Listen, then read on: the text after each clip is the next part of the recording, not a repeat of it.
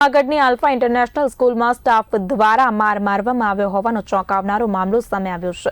આ બનાવનો video social મીડિયામાં viral થતા ભારે રોષ ફેલાયો છે। ખાસ કરીને આહિર સમાજના લોકોમાં આ ઘટનાને લઈને ભારે અસંતોષ જોવા મળી રહ્યો છે।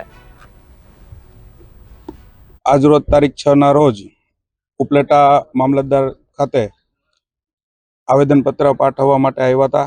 જે જૂનાગઢનો આલ્ફા હોસ્ટેલનો બનાવ છે, એ હોસ્ટેલનો બનાવ 27 તારીખના 6મા મહિનામાં બનાવ 7મા મહિનામાં બનાવ બન્યો હતો। પણ જે તે સમયે સંચાલકો દ્વારા એ બનાવની કોઈ વિગત દીકરાના મા બાપને કોઈને દેવામાં ના આવી। મારનારના જે લોકો હતા એને હામાં બેહાડી અને વાતચીત એને કરીને છોકરાને દબાવીને વાત ત્યાંથી હગે વગે કરવામાં આવી।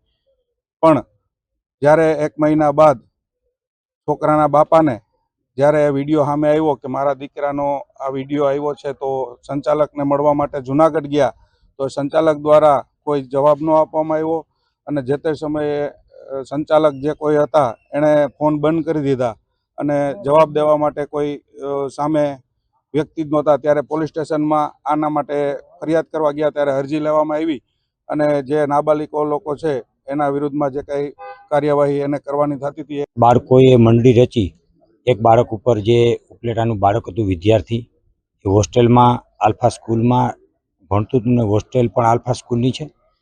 એના દ્વારા જે મંડળી રચી અને છોકરાઓએ જે માર્યો છે એનો વિડીયો વાયરલ થતાં 45 દિવસ પછી આ ઘટના એ વિદ્યાર્થીના વાલી સામે આવી છે।